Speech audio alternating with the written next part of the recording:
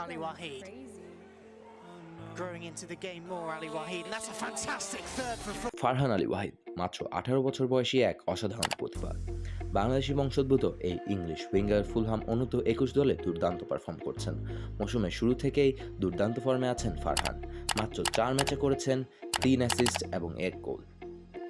কিন্তু এত ভালো পারফরমেন্সের পরও আশ্চর্যের বিষয় এই যে তিনি এখনও বাফুফের নজরেই আসেননি। জাতীয় দলে ডাক তো দূরের কথা, তাকে মনিটরও করা হয়নি। এই ধারাবাহিকতা ধরে রাখতে পারলে শিগগিরই ফুলহামের সিনিয়র দলে দেখা যেতে পারে ফারহানকে। কিন্তু প্রশ্ন হচ্ছে, বাংলাদেশ কি তাকে হারাতে যাচ্ছে?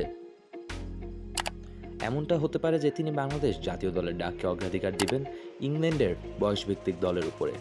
তবে বাংলাদেশ জাতীয় দল থেকে যদি তার জন্য কোনো অফারই না থাকে, তিনি কি বাংলাদেশ জাতীয় দলে খেলতে নিজ থেকে ইচ্ছুক হবেন, তা এখনও অনিশ্চিত। আমরা দেখেছি ইন্দোনেশিয়ান খেলোয়াড়রা অন্যান্য দেশের বয়সভিত্তিক দলের প্রস্তাব প্রত্যাখ্যান করেছেন কেবলমাত্র ইন্দোনেশিয়ান সিনিয়র দলে খেলার সুযোগ পাওয়ার জন্য। ফারহানের সাথেও কি এমন চিত্রটাই ঘটবে, নাকি চিত্রের অপিট আমরা দেখতে পাবো?